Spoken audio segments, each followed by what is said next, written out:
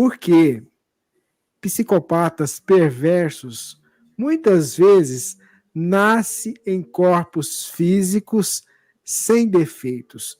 Não teriam o perispírito doente? O que a gente pode responder nessa questão? Eu começo. Você está tomando como sendo o universo dos chamados sociopatas. Hoje a gente não usa mais essa nomenclatura psicopata, tá? Porque todas as pessoas que têm psicopatias, ou seja, doenças na psique, são, em princípio, psicopatas.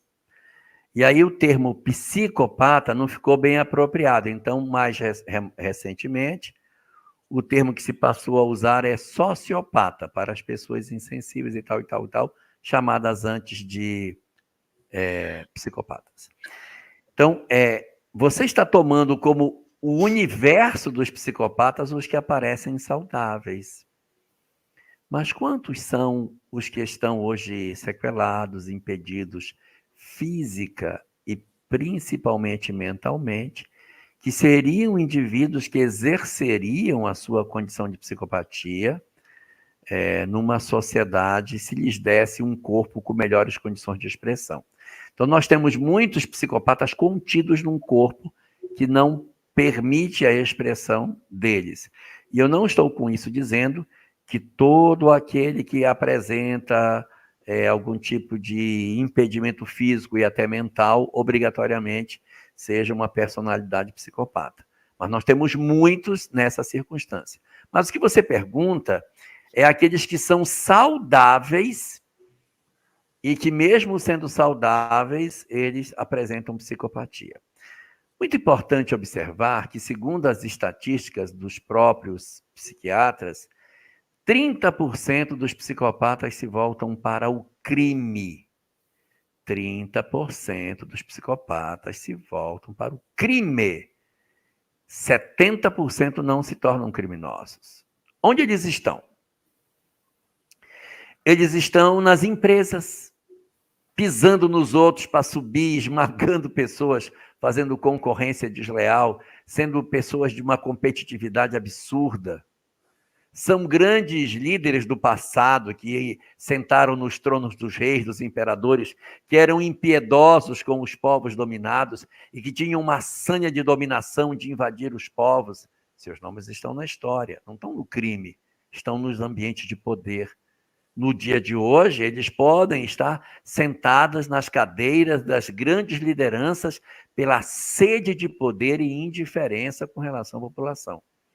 Eles podem estar nos ambientes religiosos, onde enxergam na fé uma forma de explorar os seus fiéis. Então, a literatura que dispõe sobre os psicopatas não fala que todos eles são tornar-se serial killers. Alguns serão, outros não necessariamente. Então, por que eles vêm com corpos saudáveis? Porque eles poderiam exercer uma vida que fosse longe do crime, ainda que estivessem dentro do transtorno que eles possuem. Eles poderiam estar numa motivação absurda para alcançar os seus objetivos sem necessariamente resvalar para a criminalidade. Enquanto que outros se sentem seduzidos pela inteligência extremamente desenvolvida que têm a serem cruéis, criminosos, às vezes até assassinos, outros são só estelionatários, e cometendo crimes em série, muitas vezes, como característica da insensibilidade. Mas a insensibilidade deles não necessariamente os conduzirá ao crime.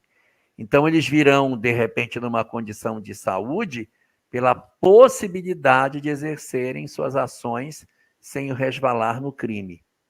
Agora, uma vez que eles, acometidos da psicopatia, resvalam nesse tipo de equívoco, evidentemente, a lei de causa e efeito vai alcançá-los. E como é que funciona a lei de causa e efeito? A lei de causa e efeito funciona assim.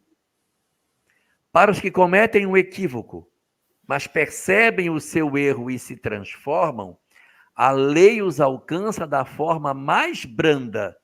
E, de repente, uma pessoa que assassinou pode nascer como pai.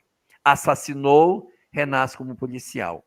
Assassinou, renasce numa condição de ser um juiz. Assassinou, vai ser um médico.